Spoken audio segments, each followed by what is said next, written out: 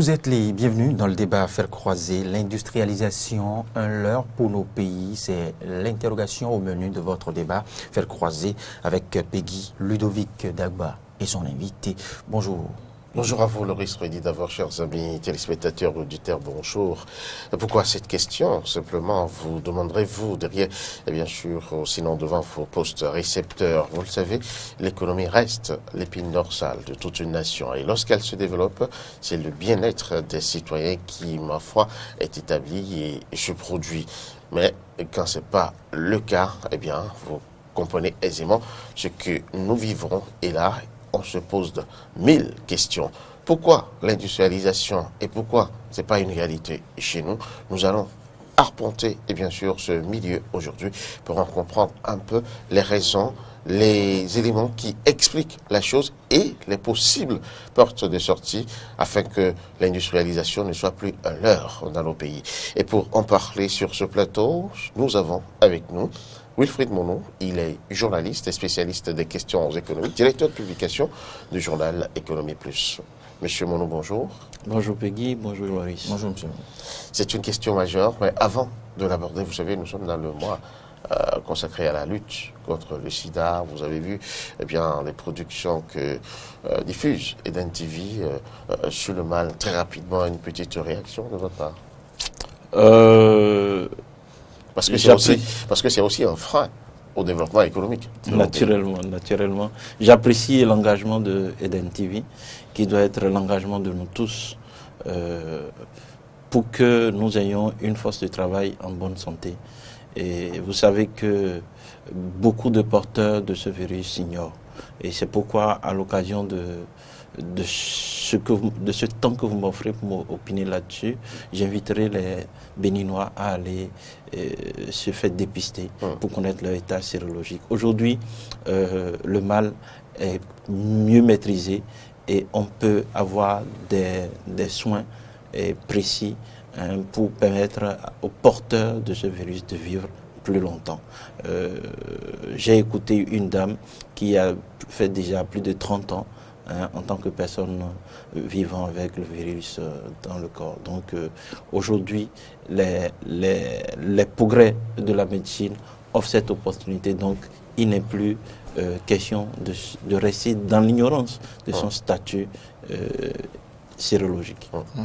Merci vraiment pour ce mot, parce qu'il faut quand même pouvoir connaître son état sérologique. Il ne faut pas rester dans l'ignorance, il ne faut pas dire « je ne l'ai pas, c'est fini ». Non, il faut aller faire ce test pour savoir réellement de quoi il est question. Et si jamais ce n'est pas ce que vous souhaitiez, eh bien, les structures existent pour la prise en charge qu'il faut. Donc, sans problème, vous venez de le dire, au moins 30 ans de vie pour une dame qui donc porte le virus. Alors ça veut dire qu'on peut porter le virus et bien vivre.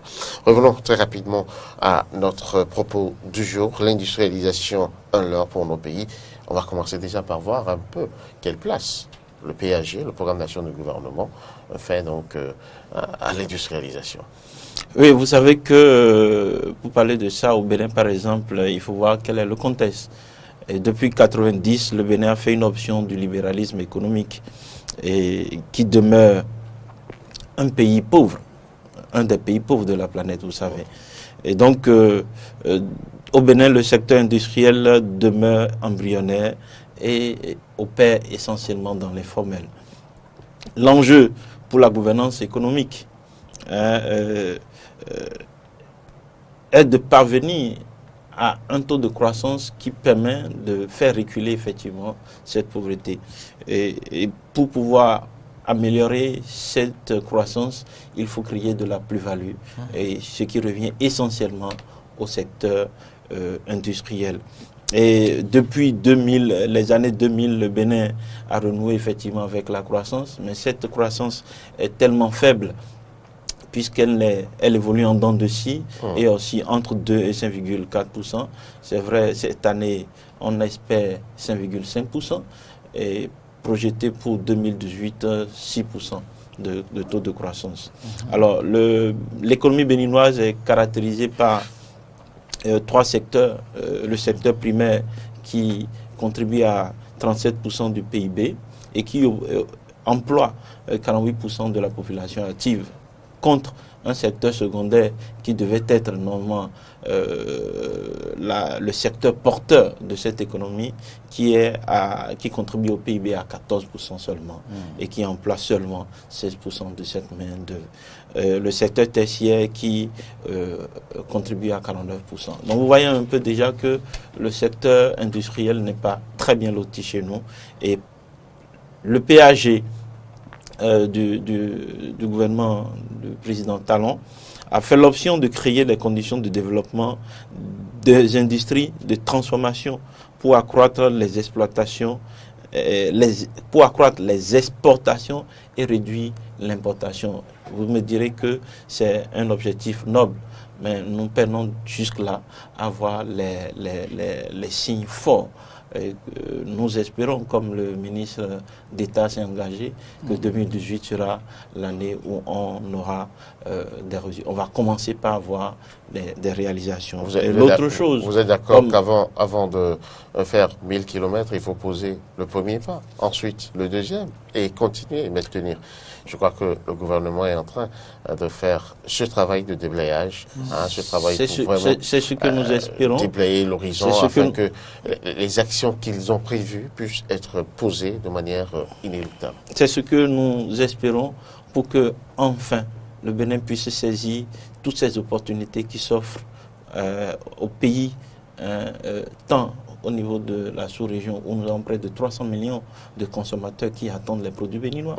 Nous avons, dans l'espace CEDEAO, nous avons les accords avec l'Union européenne, tout sauf les âmes. Et nous avons l'AGOA avec les États-Unis qui nous offrent des opportunités d'exporter nos produits, mais jusque-là, très peu saisis par les Béninois.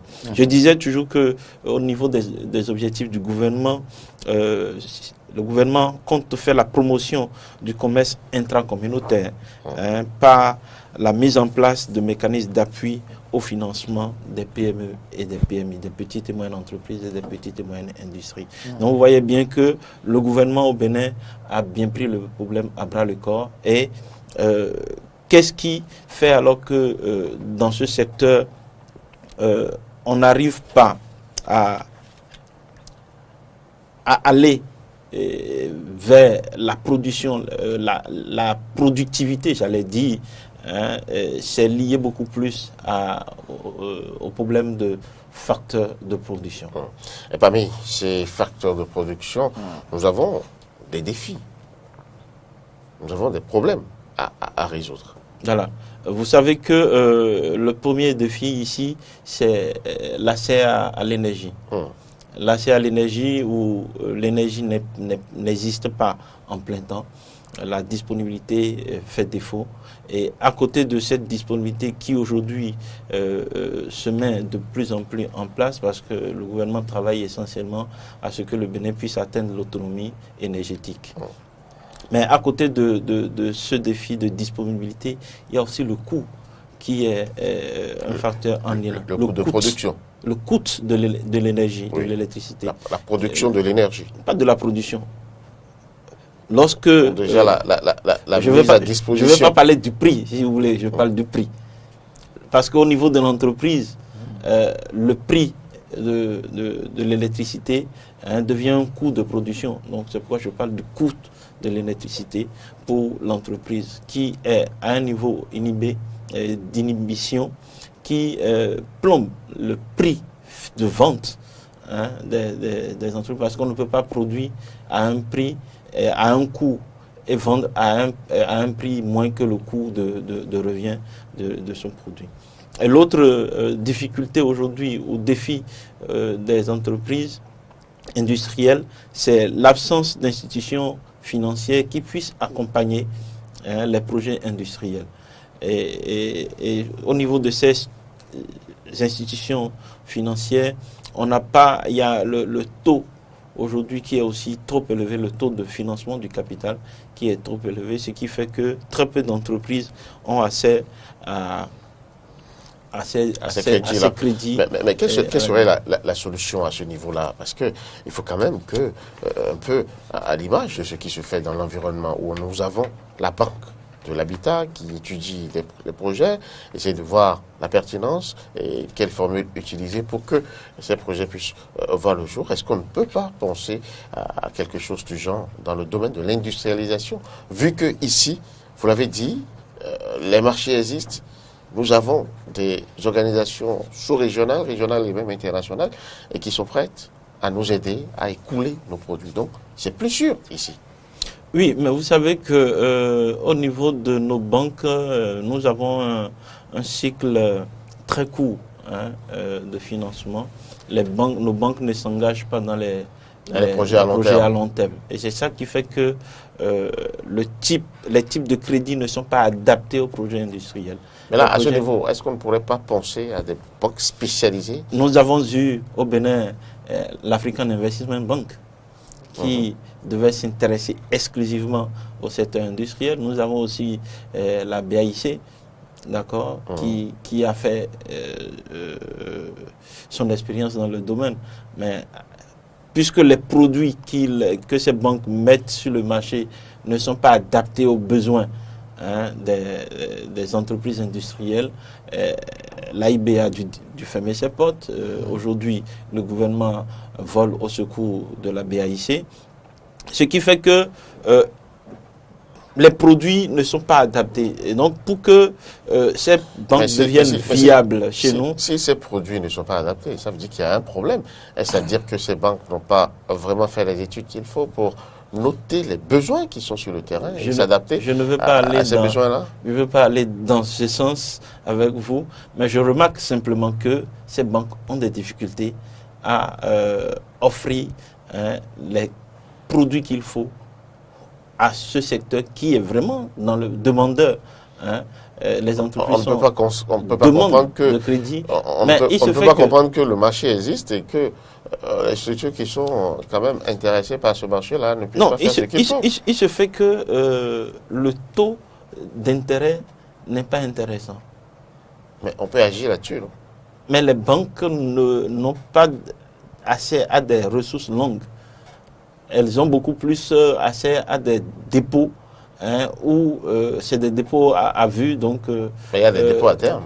Combien d'opérations de dépôt à terme il y a dans nos banques qui permettent aux banques de dégager vraiment des ressources? Donc, puisqu'on n'a pas, les dépôts à terme ne sont pas sur de long terme, les banques ne peuvent donc pas s'engager aussi à financer des opérations de long terme.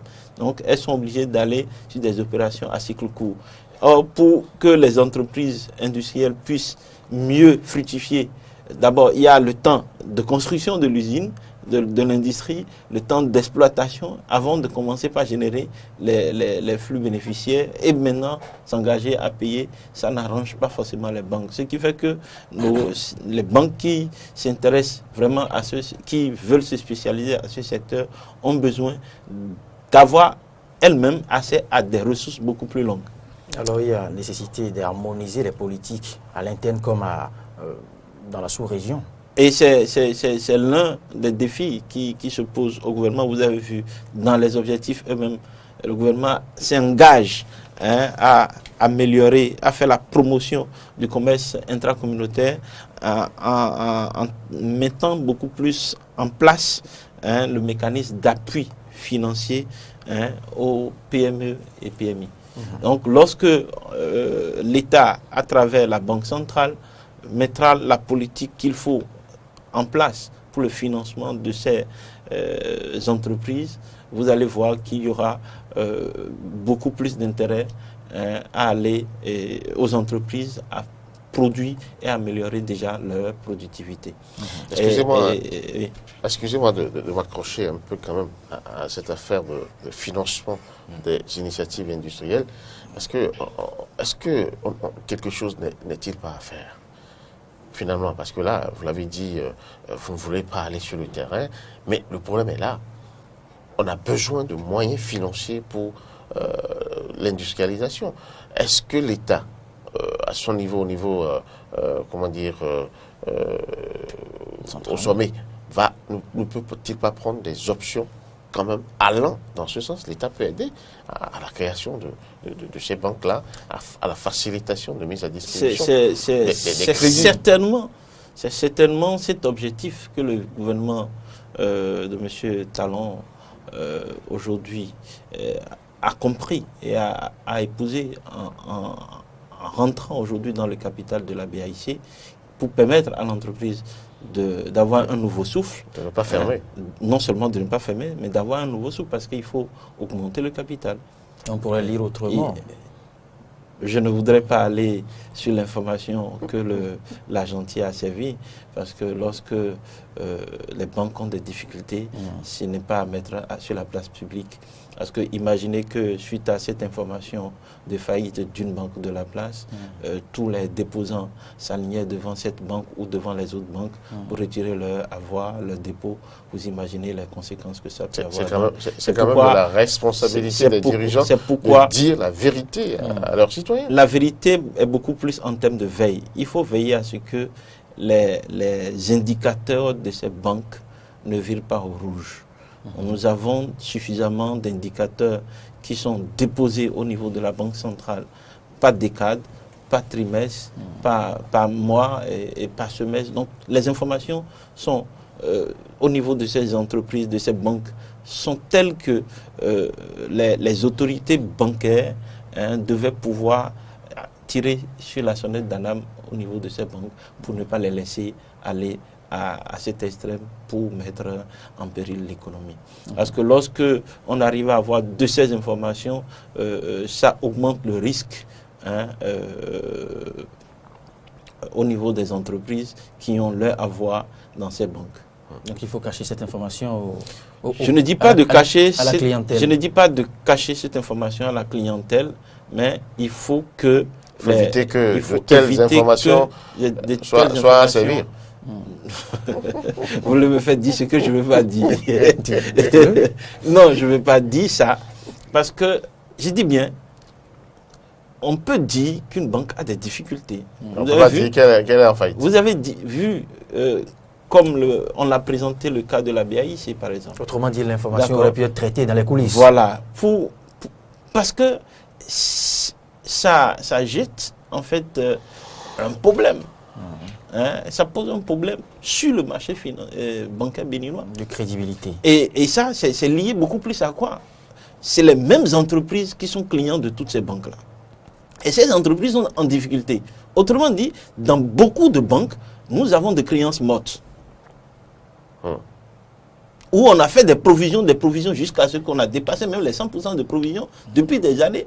Et les banques ne peuvent pas les récupérer aujourd'hui parce que les entreprises ont soit travaillé pour l'État, soit ont engagé des affaires qui n'ont pas prospéré. Donc vous voyez que lorsque votre économie dispose de beaucoup d'entreprises qui se trouvent dans cette situation, ça fait c'est un serpent qui se mord par la queue. Donc tout se tient. Il faut beaucoup plus apporter l'assistance qu'il faut, les conseils qu'il faut à ces banques pour qu'on n'arrive pas à ces situations d'administration provisoire. Autrement dit, vous confirmez l'intitulé du sujet abordé. Donc c'est un leurre. Ce n'est pas un leurre. Là, nous sommes au niveau des banques, mais ce n'est pas au niveau des industries, puisque le potentiel existe. C'est vrai qu'il y a cette difficulté, et l'autre difficulté auquel ces industries font face chez nous, c'est la concurrence déloyale. Vous voyez, nos pays sont envahis par des produits manufacturés qui viennent de l'extérieur, produits importés et qui sont beaucoup plus compétitifs que les produits locaux. Et donc, le choix est vite fait par le consommateur qui préfère un produit qui lui revient moins cher. Mais l'autre difficulté aussi qui est aussi prise en compte, qui est à prendre en compte, c'est le défi de la formation de la ressource humaine. Et comme j'ai l'habitude de dire, la ressource humaine est le premier capital sur lequel il faut travailler pour qu'il soit de qualité. Lorsque ce capital-là est efficace et efficient, les autres facteurs sont maîtrisables. Qu'est-ce à dire qu'ici au Bénin, la main-d'œuvre est peu qualifiée? Mais vous savez, par exemple, lorsque on a besoin de faire une industrie, on a besoin des qualifications comme mécanique générale, on a besoin des ingénieurs en mécanique, hein. On a besoin des ingénieurs en soudure, par exemple, ce qui n'est pas, ce qui ne coupe pas les rues chez nous, par exemple. Mais si, Oui. Il y en a, mais il n'y en a pas suffisamment. les packs en fournissent. Pardon, les packs en fournissent, mais comme je dis, quand on a besoin de ces main-d'œuvre qualifiées, généralement, quand les bateaux accostent et ont des difficultés, ils sont obligés de faire appel à des ressources humaines qui viennent d'Abidjan. C'est une mauvaise foi. Ce n'est pas une histoire de... Vous pouvez en trouver ici. Vous savez, l'expérience et la qualité du service et le temps, la disponibilité, tout ça rentre en compte dans la productivité et l'efficacité d'un service. Le désert de compétences est pas Je ne vais pas aller dans ce sens encore, parce que j'appelle simplement... Pourquoi vous évitez d'aller dans l'évidence? Le chef de l'État l'a dit. J'ai dit bien, nous avons beaucoup de débats autour. Le problème du Bénin, c'est un élément que vous mettez là. Nous avons beaucoup plus de diplômés. Nous avons beaucoup de diplômés au Bénin. Mais en termes de... diplômés académiques. Académiques, si vous voulez. Mais en matière d'opérationnalité... Vous voulez parler de l'expérience? De l'expérience, ça pêche. Ça pêche. Donc il faudra y remédier. Il faudrait qu'on travaille à ça. Aujourd'hui, il y a un autre défi, l'accès à la terre. La plupart des entreprises industrielles ne sont pas propriétaires de la parcelle sur laquelle elles fonctionnent. Et lorsque ils ont des contrats, des baux amphithéotiques, il ne leur est pas possible de transformer ces baux en péage ou en titre foncier pour pouvoir bénéficier aussi de garanties afin d'avoir un financement auprès des banques. Donc voilà aussi des difficultés que ces entreprises ont. Donc globalement, l'Association nationale des industries du Bénin ne manque d'appeler à ce que le gouvernement puisse les écouter, les accompagner pour lever ces défis-là, afin qu'ils puissent rentrer dans la productivité au niveau de l'économie béninoise. Wilfried Monod, je rappelle que vous êtes journaliste, spécialiste des questions économiques, et il y a toute publication de journal Économie Plus avec vous. Nous sommes en train de chercher à comprendre un peu pourquoi l'industrialisation n'est pas encore une réalité. Et pour continuer quand même dans cette question, on parlera maintenant des contraintes. Il y a des contraintes pour qu'on puisse vraiment parler d'une industrialisation efficiente dans nos pays. Alors, dites-nous, quelles sont ces contraintes-là? La première, peut-être, tournerait autour de la structuration des entreprises au Bénin. Oui, la structuration des entreprises au Bénin montre déjà pourquoi ces entreprises peinent à se développer. Mais pourquoi vous décelez la structuration comme étant une des contraintes, la structuration des entreprises? Mais vous imaginez que les entreprises, par exemple, lorsqu'on prend la localisation des entreprises industrielles, elles sont toutes concentrées dans les zones urbaines, contrairement au milieu où il y a la production des matières premières qu'elles vont utiliser. En principe, les industries devraient être à côté de la production, des champs et autres, de telle sorte que, très rapidement... C'est ce à quoi on devait s'attendre. Mais lorsqu'elles sont en milieu urbain, ça génère alors la nécessité d'avoir un service transport qui vient augmenter les coûts, se greffer au coût de la production. Vous voyez. Nous avons, le niveau d'instruction des chefs d'entreprise qui est aussi un problème au niveau de la structuration. D'accord. Nous avons les types d'entreprises, d'accord, industrielles. Chez nous, le secteur qui concentre plus de 50% des industries, c'est le secteur bois et ameublement. Donc c'est seulement à ce niveau que vous imaginez, on espère dire que le Bénin est industrialisé, c'est ça? C'est ça qui pose problème. Vous imaginez, on a beaucoup de scieries. c'est des industries. On a beaucoup de scieries. Donc, c'est eux qui font le sciage, le rabotage de bois. Besoins du domaine. Qu'est-ce qui explique que ce soit ce secteur seul qui soit le plus développé? Non, je n'ai pas dit que c'est le secteur le plus développé. Non, c'est le secteur qui concentre le bois, qui concentre vraiment. Qui concentre, alors que le Bénin n'est pas un pays aussi vert que ça, forestier. À ce que je sais, c'est vrai qu'on a quelques essences. Les forestiers ne seront pas d'accord avec on vous. a quelques essences. On a un des couverts végétaux les plus développés de la sous-région. Vous avez bien dit de la sous-région. Oui. Comparé au Gabon, par exemple, comparé au Cameroun. Vous savez que le Gabon, géographiquement, c'est pourquoi je dis un pays, un pays forestier. Oui, c'est pourquoi je dis. Nous n'avons pas la même pluviométrie. Nous n'avons pas la même pluviométrie, donc nous n'avons pas suffisamment de forêts, nous n'avons pas